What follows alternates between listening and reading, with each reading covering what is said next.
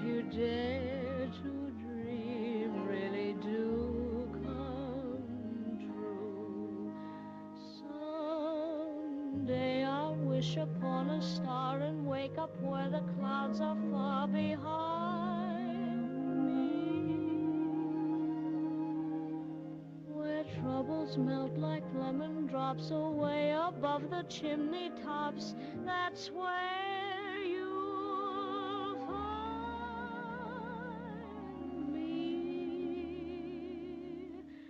somewhere over the rainbow, bluebirds fly. Somewhere over the rainbow, way up high, there's a land that I heard of once in a lullaby. I know you all are familiar with that song. Just a few years after your tornado came through, that was a very popular movie, The Wizard of Oz. And I usually open my presentation about the book by singing a little bit from that song, because before I was a writer, I was a singer. I spent a quarter century of my life on stage singing. I never really gave a whole lot of thought to writing a book, except in August of 1981, when I was sitting in my grandparents' kitchen, and my grandpa and I, his name was Ross Mason, we were talking about how bad the weather was that year. And we got into this conversation, and he started telling me about how it sort of reminded him of 1925. And I said, what happened in 1925? He said, oh, a big storm. And I said, really, how big? And he said, oh, it killed about 700 people. And my jaw dropped. I said, really, where did this happen? He said, oh, you know, down there in Carmine, south of Grayville, and over that way. I had no idea. I was 19 years old, and I had never heard of the tri-state tornado. I couldn't fathom it. So, while I was in the midst of my singing career, at that time, I was in school on a voice scholarship, I started thinking about what it would be like if somebody would write a book about the tri-state tornado, because I like to dabble in writing fiction at the time. And I thought, oh, I could tell this story about all these people whose lives were impacted by this storm, and I could give little vignettes of their lives and this kind of thing. But it was going to be fiction. It was just going to be based around this storm. I knew nothing about the storm.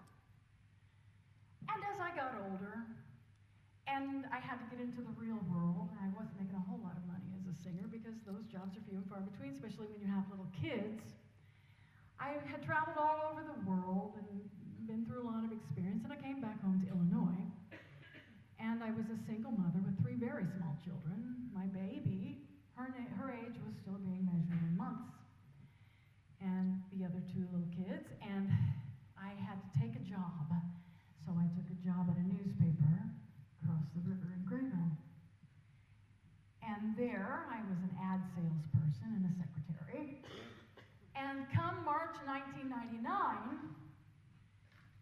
I wanted to sell ads for a total market coverage paper that we had at the time called the Prairie Post. Now, you probably are all familiar with the Prairie Post. They still have it over at the Navigator in Grayville. I was the ad person. And I also wrote feature stories for the Prairie Post because it was a free paper. You get it in the mailbox every Friday or Saturday, and most of the time people pull the grocery ad out of the center of it and they throw the rest of it away, right? So my publisher wanted me to put stuff on the front page that kept people from throwing it away. So I came to him in March of 1999, and I said, I'd like to write a feature story about this tornado that came through your backyard. I think I can find survivors. And he said, oh, no, okay. And I said, and I'd also like to sell a double truck ad, you know, we're talking $2,000 in the center of the paper. And he goes, okay, good idea. So I went out and I sold ads, but I also began interviewing people, and I started right here in Griffin. And I went to Bob and Vera Simpson's house. Actually, the first place I went was to the diner. And I asked the coffee drinkers at 3 o'clock in the afternoon. Who could I talk to? And they recommended Bob and Vera. So I go over to their house and I sit and I talk to them. And I talked to a couple of Illinois survivors. And everyone was so open and they were so encouraging about this. And I had this wonderful article in this paper, and we put it out on a Friday, and it hit the mailboxes Saturday. And come Monday, there were people coming to our newspaper office, and they wanted one of those papers. And they were coming from over here. And so I was giving them out, and we're supposed to keep, by law, we're supposed to keep a number of archives for a certain period of time. So I'm getting down to this stack of 50 of 13,000 papers that had gone out to all the people in our area. And it got low, and I thought, well, maybe I need to sell these. And so I was selling them for $2, and I was putting the money in the cash box, and my publisher comes in, and he says, "What are you doing?" And I said, "Well, these people are coming in, and they want to read this tornado story." And he said, "But you can't sell this paper. It's a free paper. It's a total market coverage paper. You can't take money for it." I said, "I'm putting it in your cash box." And he said, "Well, you can't do that. You have to give them away." And I said, "Well, we've only got 15 left." He says, "Oh, no, we can't have any less than 15 in the archives. You can't give any more away." And I said, "Well, what do you want me to do? These people want to read about this tornado." He says, "I don't care what you do. Write a book, but don't give any more away." And I said, "Oh, write a book." And that, on March 18th of 1999, was essentially how this happened. So I got a publisher in Missouri. It was a university press. And that part of it is important here because we're still talking 1999, right? And I took my cute little kids. My littlest one by this time was 3 years old. And I didn't know where to go. And I thought, well, I'll go to where the tornado started. So I drove 4.5 hours to Ellington, Missouri. And I went to a coffee shop, and I started asking people, do they know any survivors? And I went to survivors' homes, and I knocked on a door with my cute little kids behind me that I guess made me more disarming. I was hoping it would. And I said, "I'm Angela, and I'm writing a book about the tornado. Will you give me your story?" And they did. And this is what I learned. On the afternoon of Wednesday, March 18th, 1925, there was a storm system building to our west. It was very unusual. It was very high up in the sky. It was actually attached to the jet stream, which is where the jets go to fly very, very fast so they don't have any wind drag. And being as it was attached to the jet stream, it was going to be moving very, very quickly. The first man who was killed by this tornado when it dropped down outside Ellington, Missouri at 1:01 p.m. that afternoon was a Sam Flowers. I got Sam's story from his nephew and from another couple of relatives that I spoke with right there in Ellington, Missouri. They didn't know what was happening. They didn't have the kind of weather forewarning that we have now. The farmers were very weather-wise back then. They could tell by the way the air felt, by the way the air smelled, that there might be something unusual coming up. And that day, the only clue they had was that it was hot. I was told when I was in Bealey, Missouri, that it was 81 degrees by the time the tornado came through Bealey at 2 o'clock. So on March 18th, pre-spring, that's pretty warm. But that was really all the warning they had. This tornado dropped out of the sky right behind Sam Flowers outside of Redford and Ellington at what we now call an EF3, that kind of velocity. And once it touched the ground, it never left the ground for 219 uninterrupted miles. The track of this tornado was eerie in that it was almost completely straight. There are a couple of little veers here. If you want to come and look at the map after I'm done, you can see. And then, of course, as you know, outside of Owensville, out here on northeast,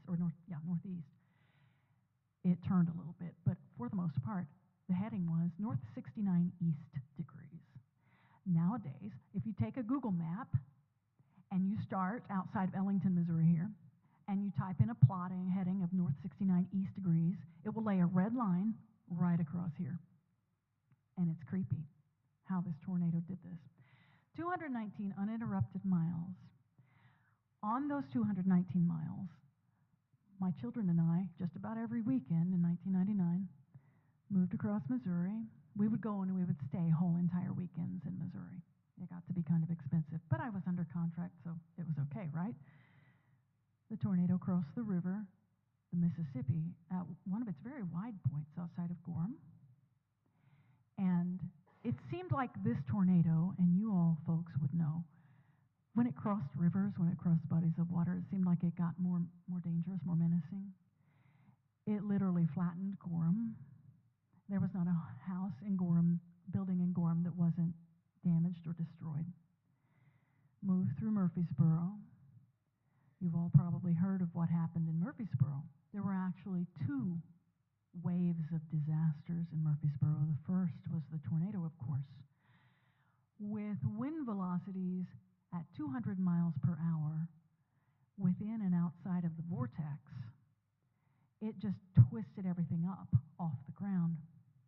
In fact, the tornado was so ferocious outside of Gorham, as it entered Gorham, we'll go back there for a second, it actually tore the grass out of the ground on the riverbanks outside of Gorham. That's how bad it was. But when it hit Murfreesboro, it tore up the southwestern part of town. But what happened back then was, and you know this too, back in 1925, we had coal-burning stoves. That was how we heated things. That was how we cooked things sometimes, and especially in the Blue Front Hotel near 17th Street in Murfreesboro, where Murfreesboro, being that it sits high up on a hill, it can see down into the valley toward Gorham, and they could see the tornado coming. So these people ran to the basement in the Blue Front Hotel, which was a very bad thing, because the coal stoves, they had banked the coals because it was warm that day, but the coals banked were still in it. And when the Blue Front collapsed, the coal stoves fell in with it. So all these people who were in the basement began burning when the coal stoves lit up the Blue Front. So that was the second wave of disaster that hit Murfreesboro, was the fires. Moved through DeSoto, which those of you who have read the book know chapter 7 is a very poignant chapter, because DeSoto, 70% of the deaths were in the school. 38 of 69 people killed in DeSoto were children at the school that was only 10 years old, but collapsed on the southwest side as the tornado came through and took 38 little lives with them. I just finished a presentation like this in DeSoto a few weeks ago. They couldn't have it on March 18th. Why? Because that's a day of mourning for them. They still, it's like a wound to them. 87 years later, we had to have the presentation a week afterwards. DeSoto was very tragic. But then the tornado moved out across kind of some open area here, a little place called Plumfield, struck West Frankfort, more rural area, Parrish, and then a big rural area. It's what we call the rural area between Hamilton and White counties, where 65 farms were destroyed. Back then, farming was the way we lived. We were more agrarian society. We lived what we grew, and we grew what we consumed, and that was how we survived. Now, the tornado wasn't moving. On the average, tornadoes move 30 to 35 miles an hour forward moving speed, right? This one, in this rural area, was 60 miles per hour forward moving speed, as fast as a train could go back then. That was pretty fast. But when this thing struck the Wabash, again, the river, something happened. I interviewed weather guys for this book. They still can't tell me what on earth it is about bodies of water that impact these kinds of weather things. But it literally picked up the water out of the Wabash, and many of you probably know there are spots in the Wabash when the water's low you can just walk across.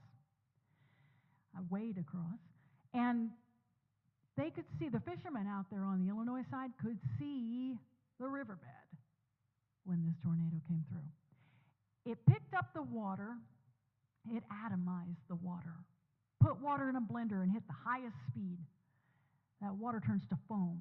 That's what happened to the Wabash River. But it did something else. It picked up river mud and silt. If you all have ever been mucking around out here in the riverbank, you know how gross the silt and the mud can get on your feet and your legs. My weather guys wanted to contend with me about this tornado parting the waters at the Wabash. They said, no, that can't happen. I said, have you talked to the people of Griffin? Did you find out what happened to them when this tornado came over? And they said, well, no. And I said, let me tell you. Mud came out of the sky. When the tornado dropped across the West Hills, the mud was driven into the skin of the people who were out in it. There were people who were days washing their skin to get this stuff out of their pores. It was driven into their pores. There were children who, the people who survived the storm and they were out rescuing and they saw these children walking around, they said, well, these are little black children. No, they were little white children, Caucasian children with mud driven into their skin, but that's what they looked like. And to make matters worse, they didn't have any clothes because the tornado's winds at 73 miles per hour forward moving speed and in winds that today would have been considered an EF5 at 318 miles an hour in the vortex, their clothes were ripped off them.